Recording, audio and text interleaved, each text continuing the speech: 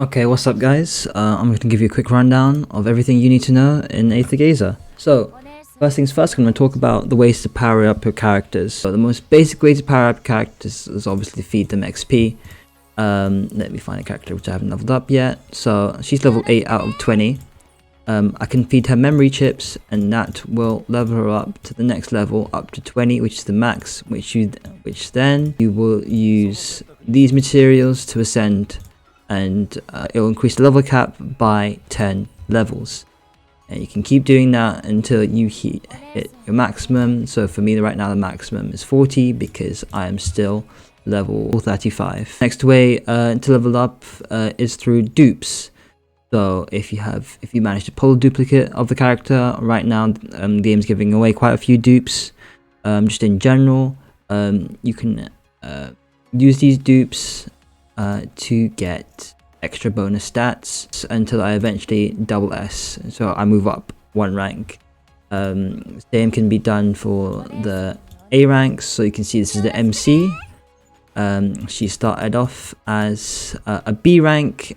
Obviously the game's giving a bunch of dupes because she is the MC until she moved to an A rank, and then now she's at S rank, and now she's almost at the double S rank. Next way to level up your character is just leveling up their skills, which requires again a different currency.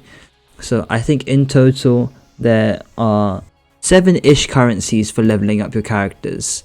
So there's going to be a lot of grinding in the spare time, but also there are a lot of zero energy activities for you to be doing when your energy is down. So it's not like a quick pump and dump like it is for like PGR, for example. What you need to do with your energy, spend it, do 0 energy activities while you're waiting for your energy to actually return back, and then continue on the cycle. So your skills, you level them up, they'll do more damage, they'll get more stats, etc. So the basic attack here, if I do it to 140, it'll level up to level 2, 244, so that's a 4.6% increase, you know. Next thing to level up is your weapon. Weapons, the same thing with the character. You feed it a separate weapon material. So you use cubes weapons to level them up. So let's say I use this, get up to level 3, and that's given me a nice little 5 damage. Huge, by the way. You level up your weapons alongside your character. There is no weapon pulling system per se, but there are other things that you are meant to pull for that aren't the separate weapons. So every weapon that you get on the character is technically the best in slot because there are no other options. So this is the only weapon you're getting, but for the time being, the same weapon will look the same, you're stuck with the weapon. But the thing that you are meant to pull for, if you are pulling for the weapon banner per se, is these keys. So these keys attach a special ability to the weapon. So like in PGR you would pull for the signature weapon, and the signature weapon would often have let's say like if you're pulling for Bianca's signature bow, it will give you plus 15% lightning damage, kind of like that.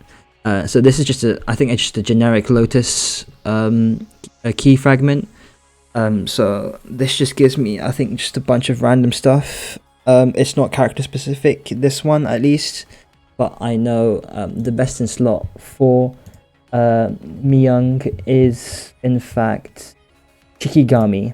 I'm not sure how accurate this information is considering the game did just come out, but it's got a specific condition to do with Miying.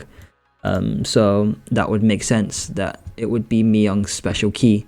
So I think all this key does is that every time I use a skill, I think it has a 30% chance to increase my health by 10%. I think that's it.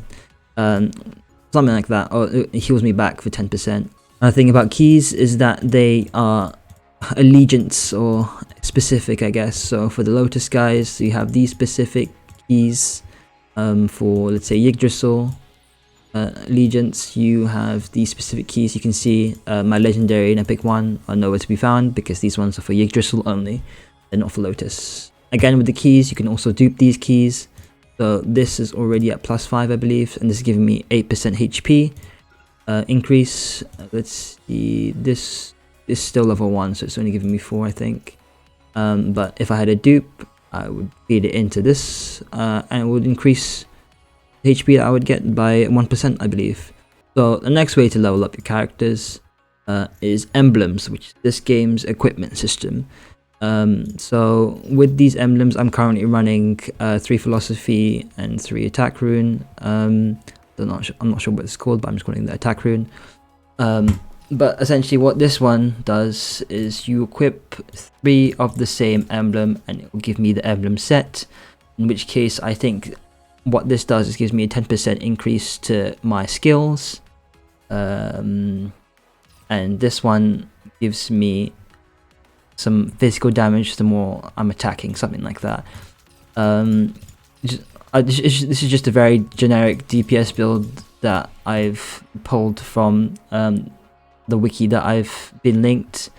I'm just following that at the moment, but it's only day 1 of the game's release, so I'm guessing that more optimal builds will be figured out soon enough. But this is just what I'm running at the moment because she doesn't have Miying doesn't have an element. She uses lightning, thunder, physical, and fire, so she can basically run whatever element she wants, so it's slightly harder to build her. So I've just built her with a generic DPS set. So you level up these emblems as well, so you'll need a separate material for that, which you can earn through the daily dungeons. Dungeons like Arknight, I think they rotate, but I think at the moment they're all up because it's the weekend. Just like an Arknights basically, where on like a Sunday all the stages are up, so you can farm whatever you want, you know, like that. You can also upgrade these further, so they're obviously this one's level 10. As you can see, this one's level 20.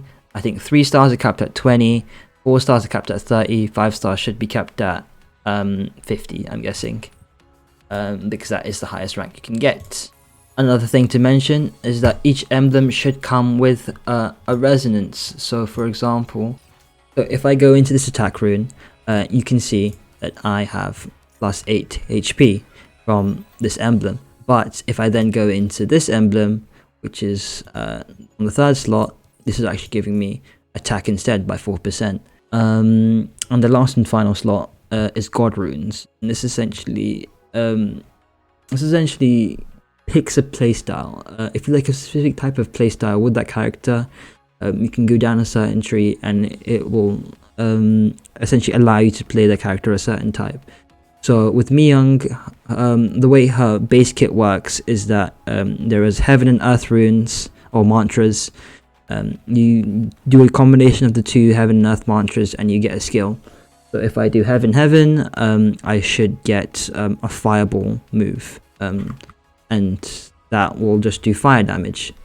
But with this specific god rune, this specific 2nd blue god rune, every single mantra that I complete, it will apply a certain debuff. So if I use heaven and use the fire mantra, it will leave a fire dot on it for a few seconds. If I do earth and use the kunai mantra, it will decrease the physical defense for I think like 3 seconds or something.